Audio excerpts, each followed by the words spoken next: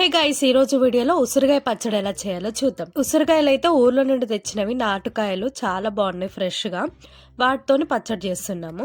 జీలకర్ర ఇంకా మెంతులు వేపుకొని మిక్సీ పట్టాలి. దీంట్లోనే వెల్లిపాయలు కూడా వేసుకొని మిక్సీ పట్టి పక్కకు తీసుకోవాలి.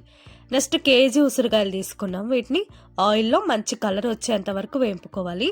ఇలా మంచిగా ఆయిల్లో డీప్ ఫ్రై అయిన తర్వాత వీటిని పక్కకు తీసుకోవాలి. నెక్స్ట్ దీంట్లోనే మనం మిక్సీ పట్టిన ఎల్లిపాయ ఇంకా జీలకర్ర మెంతులు ఉంది కదా, దాన్ని వేసుకొని మొత్తం కలిసేలాగా కలుపుకోవాలి. నెక్స్ట్ ఇంకా ఉప్పు అలానే కారం కూడా వేసుకొని మంచిగా కలిసేలాగా మొత్తం కలుపుకోవాలి.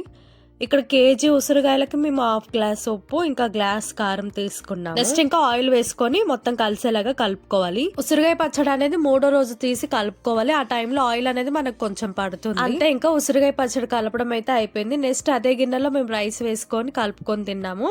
ఇలా తినడం ఎంతమందికి ఇష్టం, మాకైతే చాలా ఇష్టం. అంతే. ఇంకా మీకు ఈ వీడియో నచ్చితే తప్పకుండా లైక్ చేయండి. Thank you.